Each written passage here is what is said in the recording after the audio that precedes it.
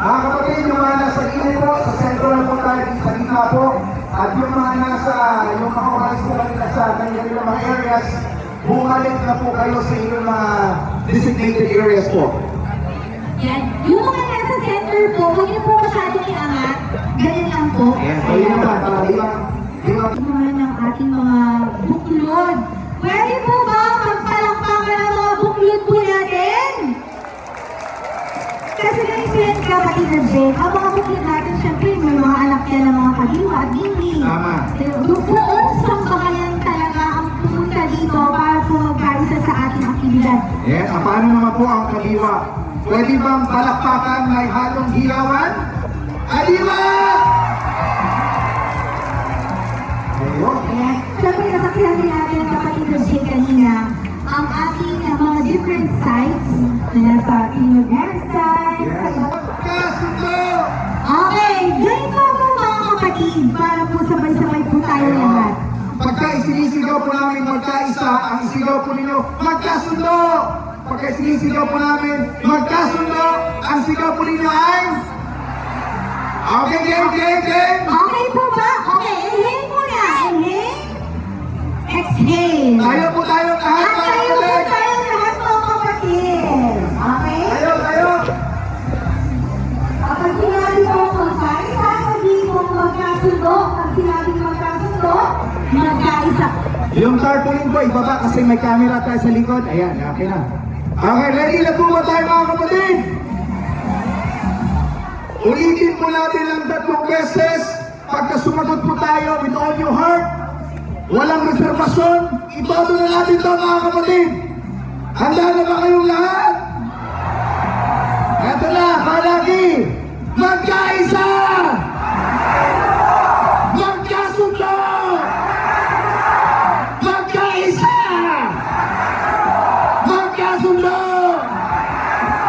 Magkaisa! Mga kababayan, mga kapatid, magsisimula na po ang ating programa. Sama-sama, mapayapa at masigla po nating tunghayan ang isasagawa nating National Rally for Peace! Maaari na po kayo maupo.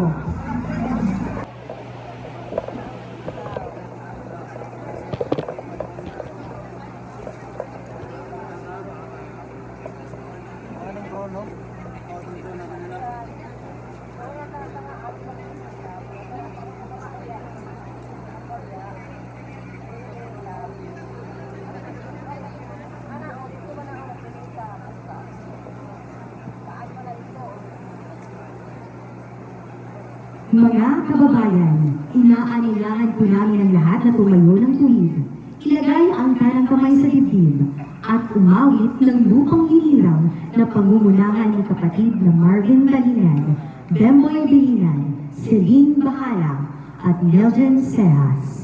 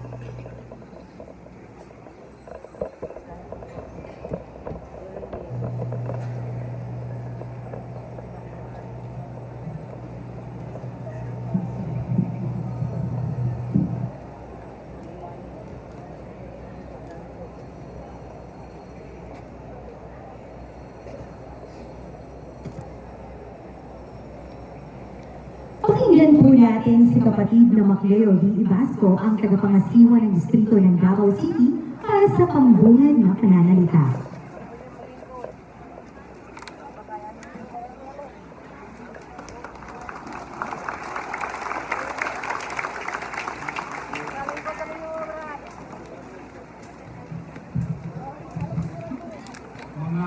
kapatid, mga kababayan, magandang araw po, magandang hapon, maayong hapon kaninyong tanan.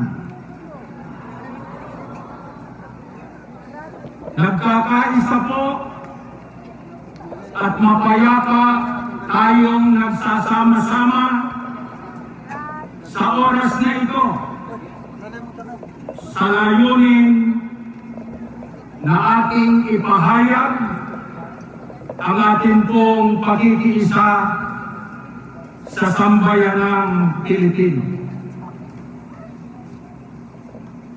Nais po nating ipakita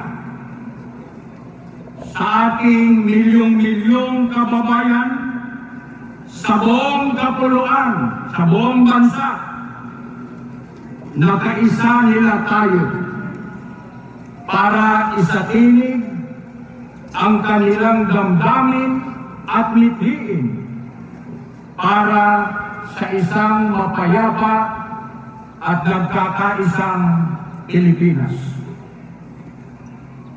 Ang dahilan, mga kapatid at mga kababayan, ay naniniwala tayo na ang kapayapaan at ang pagkakaisa po ay kailangan at tunay na mahalaga sa pag-unlad ng ating bansa. Ano po ang nais nating iparating sa mga namiminuno sa pamahalaan, sa mga opisyalis ng gobyerno? Gusto po nating ipaalam sa kanila na inaasam natin, hinahangad natin ang mabuti at epektibong pamamahala sang-ayon sa mga ninanais, pinapangarap at totoong kailangan ng mga mamamayan na naghalal sa kanila sa kanilang tungkulin. Ang totoo po, ang mga ninanais nating ito na totoong kailangan ng mga mamamayang Pilipino ang siya ring mga ipinangako nila noong nakaraang eleksyon. Mga kapatid, mga kababayan, gusto po nating ipaalam, bagamat alam na po ng marami sa atin, na hindi lang tayo na naririto ngayon ang nagtitipon-tipon sapagkat itong ating isinasagawa alang-alang sa kapayapaan at pagkakaisa ay National Rally for Peace. May 12 pang malalaking dako at meron ding makakapal na bilang na kagaya rin halos ng nasa atin. 13 po itong ating dako na isinasagawa natin ngayon dito sa Rizal Park, San Pedro Square, dito sa Davao City. Meron tayong 5 dako sa Luzon. Ang pinakamalaki po ay sa Metro Manila, doon sa Quirino Grandstand. Meron pong 4 sa Kabisayaan at merong 4 dito sa Mindanao. Isa na po itong ating pagtitipong ito. Lumabas tayo sa lansangan, hindi para lumabas lang, kundi para magpahayag ng ating pakikiisa para sa kapayapaan at para po sa kapakanan ng ating bansa. Marami rin po ang ating mga kababayan na hindi natin kasama ngayon dito.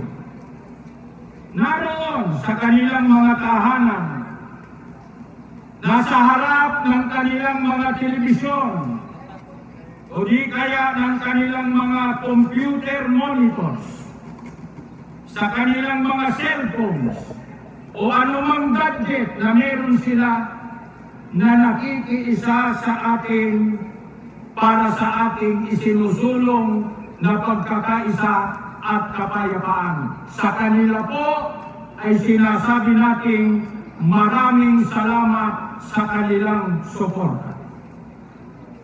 At hindi lamang naman mga kaanib sa Iglesia ni Cristo ang nagkakaisang sumama rito. Marami pa po na ibang mga grupo at samahan ng mga kababayan natin ang kasama nating mapayapang nagtitipon. Kaisa natin. Pagka po ang pinag-uusapan ay sa po tayong lahat.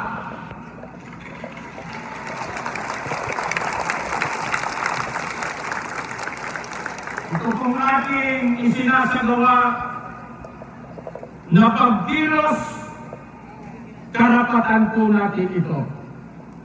At ito po ay protektado ng ating saligang batas. Nagkakaisa tayo ng damdamin at isipan na isagawa ito at inuulit po natin ng may kapayapaan at pagkakaisa. Ito po ay para sa kapakanan ng nakararami ay ang pagkakasundo, hindi po ang mga bangayan, bintangan, at sariling interes. Ang nais po natin ay ipagpauna ng mga namumuno sa pamahalaan ang kapakanan at ikabubuti ng mas nakararami bago ang pamumulitika.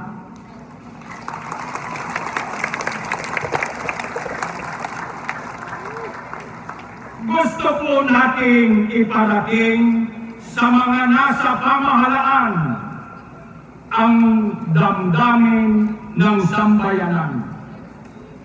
Gising po kami! Gising po kami!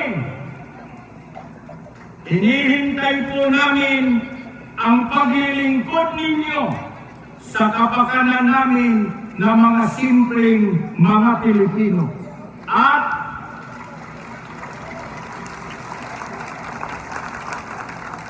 At hindi po ang pagsusulong ng mga bagay na hindi po makagagaan sa buhay ng mga kababayan natin. Mamaya po ay higit pang liliwanagin ng mga kasama nating magsasalita ang nagkakaisang layunin natin. Kaya tayo payapang nagkakatipon-tipon ngayon. Mabuhay ang Pilipinas! Mabuhay ang mamamayang Pilipino! Maraming salamat po.